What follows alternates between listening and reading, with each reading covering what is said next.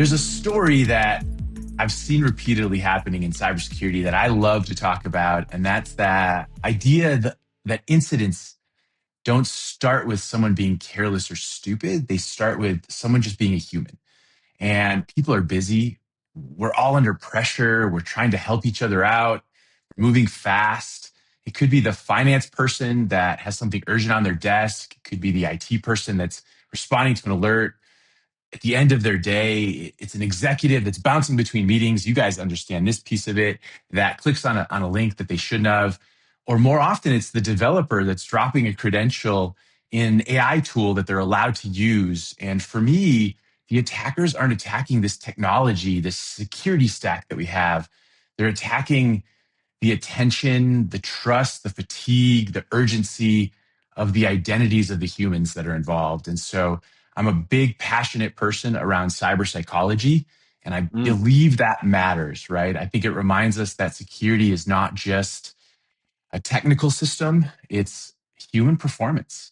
And so we have to design security programs that assume people are going to not be calm or rational or rested or attentive. And that's the plot of the story I think we really need to have.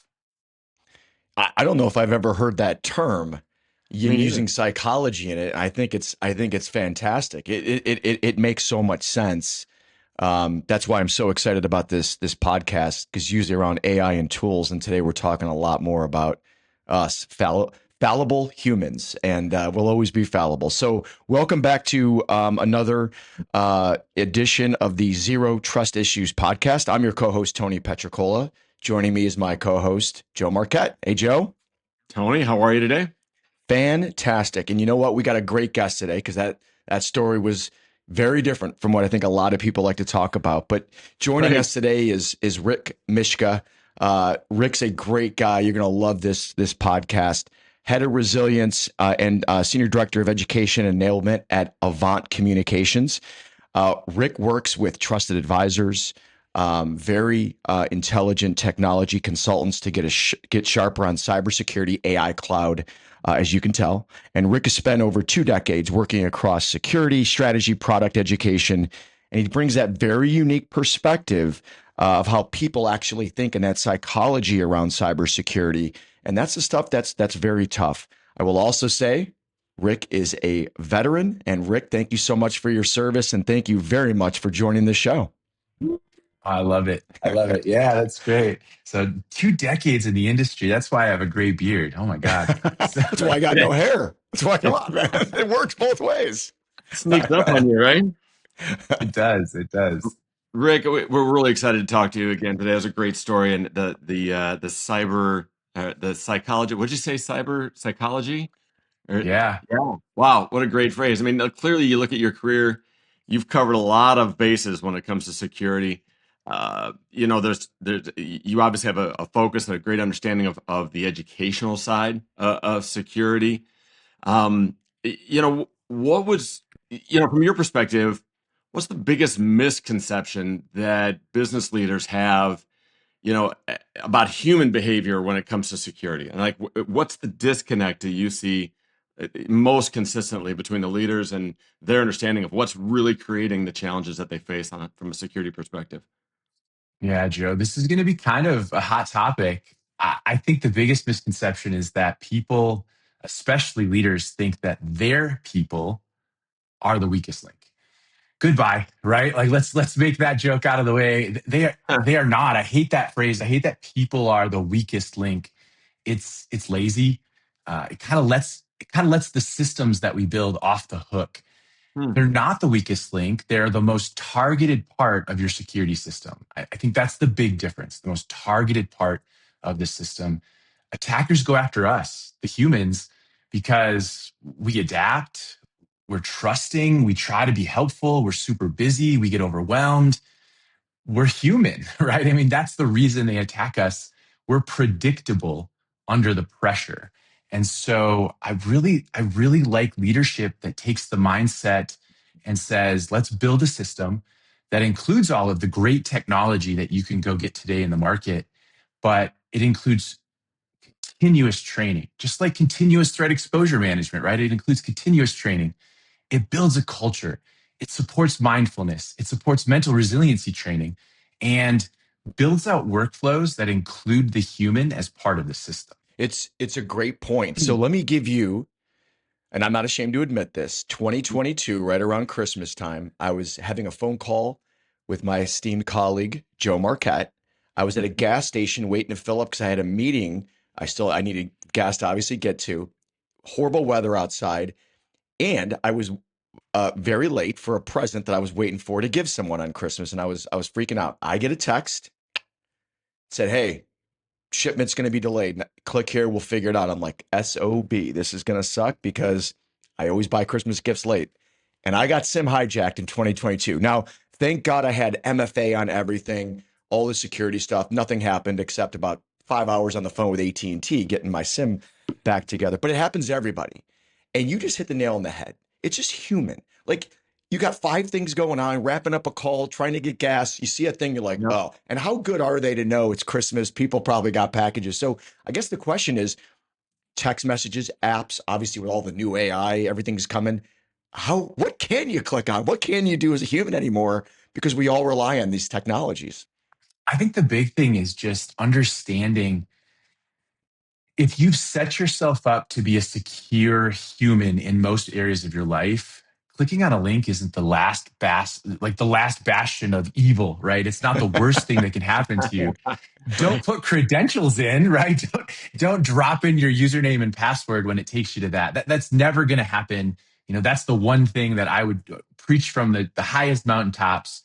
But just clicking on the link, yeah, it obviously can deploy software and some malicious code and things like that. But you said it. If I have multi-factor turned on, if I'm not logging in and giving them access to my bank accounts, just the little easy cyber hygiene things that we teach the elderly, that we teach our children, that we forget about, like those are, I don't want to say it's fine, but it kind of is, right? Like it's okay that we're in a rush and we click on something. Just know that when you click on it, if you've protected yourself, if you set yourself up, like you did, it wasn't a big deal. Do you talk to so many technologists and then technologists that are then selling that technology to their end customers? What's the biggest thing that you're seeing when it comes to this type of thing? Is it that training or is it more hardening of systems? Because you think of the stress, the urgency, decisions that go wrong. So where do you see it or is it all over the place? But we don't have unlimited budgets. So where do you kind of see it going? Is it more in hardening or is it more on the training side of things? Actually, it's interesting. So about 4 years ago, I was able to run a 5-year study now that was funded by some of the big names in our industry. And they were looking at that question, where are people putting dollars to try and solve for these problems? And the answer in the 500 to 1,500 person employee companies was they were putting it in buying additional technology. The problem was that most of those companies would end up looking at their security stack and have somewhere between 45 and 48 technologies. God. Insane, right? But they didn't have the human capacity, the training, the actual number of humans to manage all of that technology. We were seeing numbers as high as 89% were missing alerts.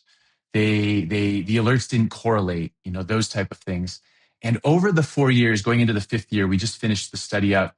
We saw companies who acquired a synthesis of artificial intelligence driven tools and managed security services. So providers that actually provide the services, they actually saw 2 really, really key things. The first thing they saw was the number of technologies dropped from about 45 down to less than 18, which saves them money per employee in the long run. The second thing was it actually increased their ability to catch true positives. It took the numbers nearly to 98% of actually prevention of a breach. And I tell people that's like people are still focusing as they grow their companies on just go buy me X technology, I'll layer it into my stack, when they should be looking at the right technology with the right AI tools that foundationally make it better. with the right humans that are servicing that. Let me follow on to that just a little bit. I mean, the idea of security training is not new, in the industry. There are many platforms out there that have very very well established platforms that do nothing but security training. That said, like, how good are they, and do you see like value coming from it? Because I know firsthand we've had to do it for AgileBlue. I will confess that, like, I kind of stream through it. I think I'm a security professional. I know what do I got, and I usually get the tests fairly correct. But, like, is it something that can be trained? I mean, are we really at a place where security training and education can be as valuable as it needs to be in the context that you're describing? Yeah, so part of my PhD actually looked at that. It was a fascinating study. The story goes like this: security awareness training is only as good as two key things. The person that's receiving it has to be prepared and want to receive it. If not, they're just going to blast through it on 2x speed. They don't care what happens. They're not going to retain it. So you have to build the culture of this is important and here's why. We're not trying to get you in trouble, but we have to set their minds right to take the training. The second thing that we saw was if the organization doesn't support the employees, it doesn't matter what training you give, even mental resiliency training falls flat if your organization doesn't support not just your cyber professionals, but the entire organization on being better, more mindful about how to be a good technology employee. And so Yeah. I find some of the best ways to do security awareness training is actually a mix of online digital role playing with artificial intelligence, so you don't feel like you're not sitting with your peers feeling clammed up and worried and embarrassed, and you get better at having a conversation and understanding what is happening through that type of training. And then once a year it should be a live role play with your team. Hey, what are we seeing? It's almost like a mini tabletop exercise. The security folks in the room know this, Yeah. but the HR person doesn't. So that's what I think security awareness training should go to, but it's proactive. It's not the end all be all to supporting an organization's security journey. Yeah, it's interesting. Let's pivot just a little bit to your point, because the theory of a sound security system, or a company says that they have a strong security policy, and the reality of a strong security posture is probably pretty different, right? So where do you see organizations separating themselves with a sound security culture versus just a robust documentation set that sits on the SharePoint server somewhere that someone was supposed to read about all their security policies? Yeah, yeah, that nobody reads, that you just Right. click past the end user agreement. Yeah, We have all the documents. I can show you all of them. we have it all. It's when you log in, Right. it says it on the bottom of your login page. It's so good. The it's an amazing policy. You paid Right. somebody a lot of dollars to write that policy. So And it sits. I I find, and it's hard to identify this until you see the moments, but the best security cultures, you kind of see it in these small moments. It's that moment where you have an employee who felt comfortable reporting that they made a mistake, right? Tony on the first part of this call said, I clicked on something and I'm in security. He made a mistake. It didn't cost him his job. It didn't cost him his life, but he felt comfortable telling us that. That is that small moment, is when the employee can say that. Or the other small moment is, hey, I noticed you reported this as phishing. That's awesome. Kudos. Great for you. That's what we're looking for you to do, right? It's that instant reward for Mm, doing that right thing. I also love it when we think of IT, we think of security not as the department of no, you can't do that. We think of them as a business partner. And so when I reach out to our IT team with a problem, I come to them and say, here's my problem. Here's how it's affecting my ability to support the business. How can we solve this? And sometimes the answer is, we don't have a solution today. But it's never a no when you approach it like that. So That's the little moments that I look at when we talk about culture over policy. Rick, a couple seconds ago, you brought up the term almost like a mini tabletop or a tabletop. And I think that was great. This is unplanned. So if you don't know this percentage or even have a guess, that's fine. What percentage of companies in the range that you just mentioned actually perform something of a tabletop? It's great to have all this documentation, but if you don't test it, how do you know if it's even good? Yeah. I can tell you that people practicing and role playing how to do security awareness training is probably a number so low that we'll never understand it. It's something that we need to build. But how many do a tabletop around their incident response plan or their disaster recovery policy or their business continuity plan? The numbers that I've seen are vastly different depending upon the actual size of a company. In small to medium sized companies, so companies that are less than 450 employees, the tabletop exercise number is typically less than 18 to 20% of those Wow. companies do some form of tabletop. And when they do it, it's done every 2 to 3 years, which is Hmm. insane. And then you lean into the mid markets, right? That 450 to call it 1,000, call it 2,000 if you want to lean into the small enterprises. They're typically doing a tabletop exercise every year when they do it, but that number is still less than 50%. It's less Hmm. than half. So 1 in 2 companies have done it in the last year. And the crazy part is the companies that do it don't update their response plan from the data from the tabletop. So Hmm. they've done it to check a box. They didn't fix a problem. Do you think that the tabletop exercises being done are being done? I mean, at typically, I'll back up a little bit. The idea of them often is, you have incident and you have incident response, and you go through all the steps of a response to an incident. It's sort of in real time, right? For anyone that's following along that didn't know what that is. Are those being done with the right people? Because it would seem like what you said earlier was you almost can do a tabletop to the end user with the end user in real time, sort of training and education. If it's only being done at the highest level, behind the doors of IT, is it as effective as it needs to be, or are you seeing organizations that actually do extend it further than just the IT or security professionals? Here's the thing that I'll tell the CIO and the CISOs that are listening. If you can put an HR person in the room with you, you can put a procurement person in the room with you, you can put your chief financial officer in the room with you, and then you can put 2 or 3 department heads from your customer experience, your sales team in the same room for the tabletop. They may not have an answer to how to solve the problem, right? I mean, that's the cyber team, that's the IT folks that are going to be responding to the tabletop planning.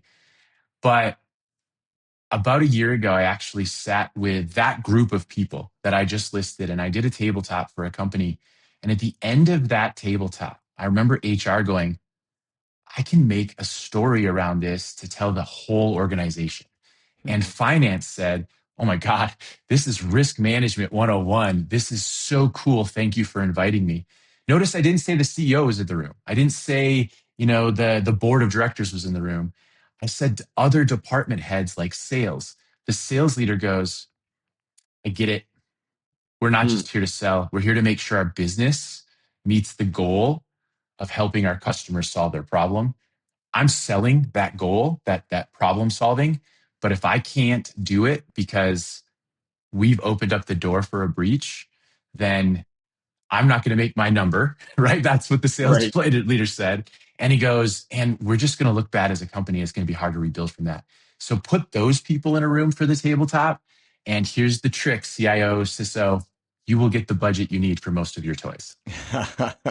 All comes down to budget, right? Right. You're welcome. There you go. Joe, take us home. All right, Rick. Obviously, we've covered some great ground. Can't say thank you enough for what you've shared here today. I think that intersection of culture and understanding of people and how it affects security is paramount. But if you got one thing you want to make sure our audience hears before we go, this is your chance. What would it be? Build an unhackable mindset in your company. Most people think of the hackers as the bad people, but make your employees unhackable. Build the tools, build the services, and build that brain of those employees. Man, that's good. Right on. Yeah. And don't click on text messages during Christmas. That's the two things I'm taking away from this podcast. Hey, pump gas at the same time. Come on. Um, Rick, this has been fantastic. This is perspective that we sometimes don't think through. The training, the education, the mindset, like you said, the psychology, and we focus on tools and stack and all that stuff because that's what people tend to see and tend to focus on. So this has been very unique. It's great. For those of you who want to talk to Rick, you can find Rick on LinkedIn, but you can also go to goavant.net. I think you guys got to find out who owns the .com, Rick, and buy that from them. But hey, that's probably above all of our pay grades at this point. If you want to find out AgileBlue, you can find us at agileblue.com. Thanks again, everyone, for tuning into another edition of the Zero Trust Issues podcast. Have a great day, everybody. Thanks for tuning in to Zero Trust Issues. Be sure to click follow so you never miss an episode. And visit AgileBlue.com to learn more about how AI-native cybersecurity can protect your business. The information shared in this podcast represents the views and opinions of the guest and does not necessarily reflect those of AgileBlue. This content is provided for informational and educational purposes only and is not intended as professional cybersecurity, legal, or business advice. Always consult qualified professionals regarding your organization's specific needs or circumstances.